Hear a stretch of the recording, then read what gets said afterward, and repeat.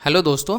तो आज के दिन हमें रेलवे सेक्टर में बहुत अच्छी न्यूज़ देखने को मिली, जिसके चलते रेलवे के स्टॉक बिल्कुल रॉकेट बन गए थे। और इसके अलावा दोस्तों पावर सेक्टर और डिफेंस सेक्टर में भी काफ़ी सारे अच्छे न्यूज़ थे। तो एक एक करके हम जानेंगे कि क्या न्यूज़ थी और क्यों ये स्टॉक इतना अच्छा भाग गए। सो दोस्तों शुरू करते हैं रेलवे स्टॉक के साथ।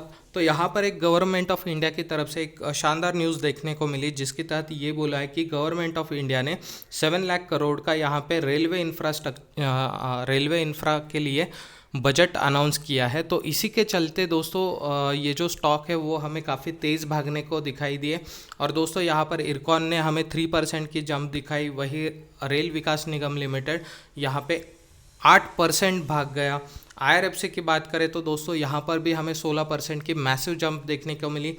रेलटेल कॉरपोरेशन में भी 3% की बढ़त थी। और दोस्तों ह्यूडको में भी हमें ऑलमोस्ट 5% की जंप देखने को मिली। सो दोस्तों यहाँ पे काफ़ी सारे लोगों को ये सवाल होगा कि मैंने यहाँ पे रेलवे स्टॉक में ह्यूडको का नाम क्यों इन्वॉल्व किया।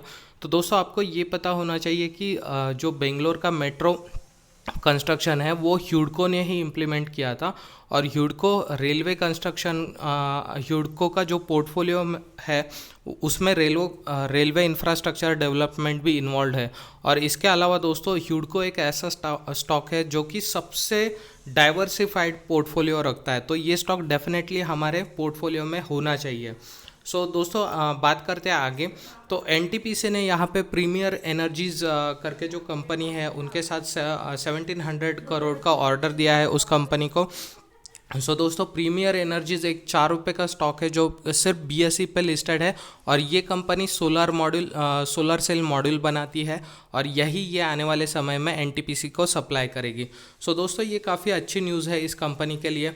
और कंपनी यहाँ पे बहुत ही छोटी है, 19 करोड़ का मार्केट कैप है इस कंपनी का, जो इंडिकेट करता है ये एक नैनो कैप कंपनी है। वही अगर हम कंपनी के प्रोमोटर की होल्डिंग देखें तो यहाँ पे प्रोमोटर के पास ऑलमोस्ट 60% का स्टेक, डीआईएस के पास 0.14% का स्टेक और पब्लिक के पास 40% का स्टेक है।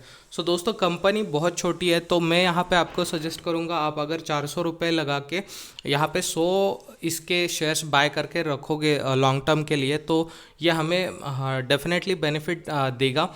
बिकॉज पावर सेक्टर आज की डेट में काफ़ी डिमांडिंग सेक्टर है और ये सोलर सेल मॉड्यूल बनाने का काम करती है। तो डेफिनेटली कंपनी का बिजनेस अच्छा है और कंपनी के पास एनटीपीसी से बड़ा ऑर्डर भी आया है, तो इसे हमें इन्वॉल्व करना चाहिए दोस्तों। इसके बाद हम देखते हैं दोस्तों नाइब लिमिटेड करके एक कंपनी है जिसने पिछले 5 सालों में बहुत अच्छा रिटर्न निकाल के दिया है, ऑलमोस्ट 5000% से भी ज़्यादा।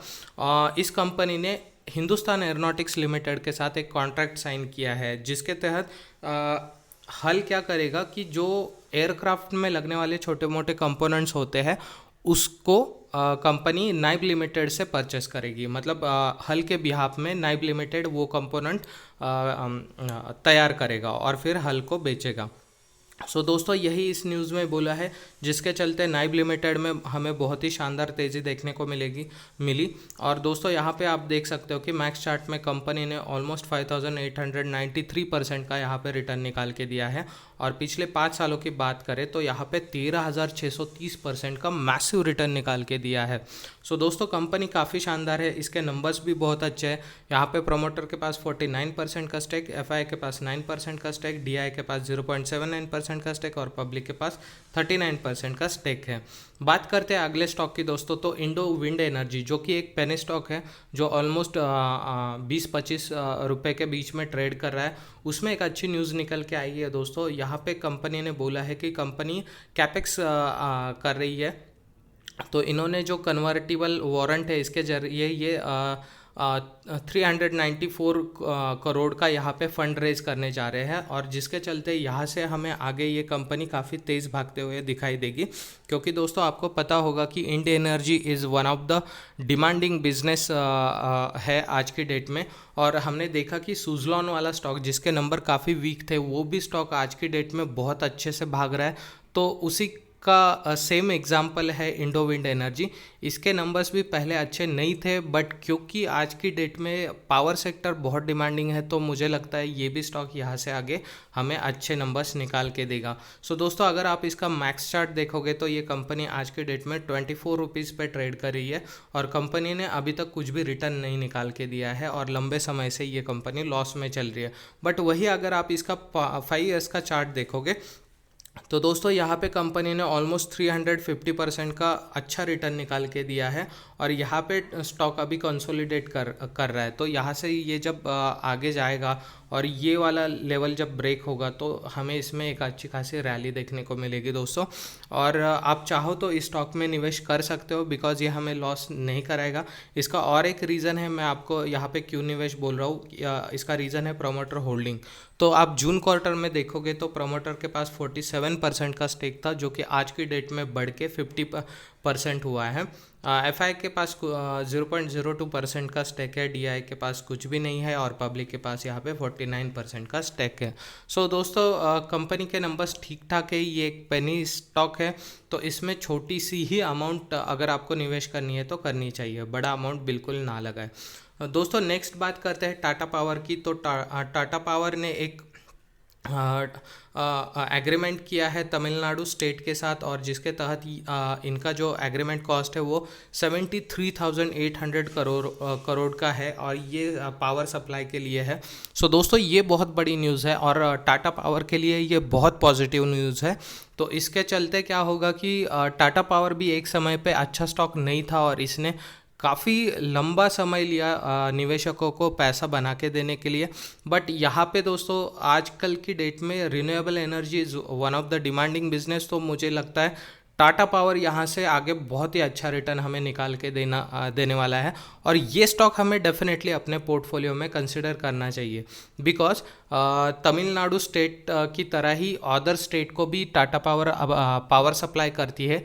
इसके अलावा टाटा मोटर्स जो इलेक्ट्रिकल व्हीकल्स बनाती है, तो उसके लिए जो चार्जिंग का इंफ्रास्ट्रक्चर लगता है वो भी टाटा पावर ही प्रोवाइड करता है। तो डेफिनेटली इस स्टॉक में ग्रोथ के जो चांसेस है वो बहुत हाई है, तो हमें ये स्टॉक हमारे पोर्टफोलियो में कंसिडर करना चाहिए। ये स्टॉक दोस्तों आज की डेट में 357 के प्राइस पे ट्रेड हो रहा है और ये अपने ऑल टाइम हाई पे चल रहा है। आप चाहो तो इस प्राइस पे भी इस स्टॉक में निवेश कर सकते हो, बिकॉज अभी भी इसकी प्राइस कम है, बट आने वाले कुछ समय में ये स्टॉक हमें बहुत महंगा होते हुए दिखाई देगा।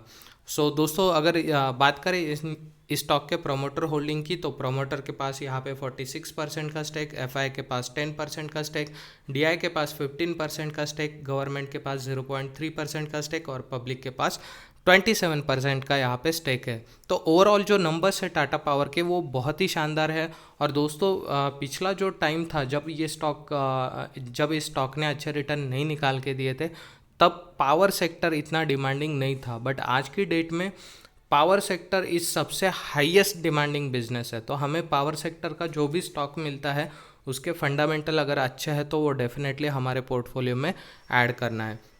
सो दोस्तों, आज के लिए इतना ही। अगर आपको मेरा वीडियो अच्छा लगे तो एक लाइक और सब्सक्राइब ज़रूर करें। मिलते हैं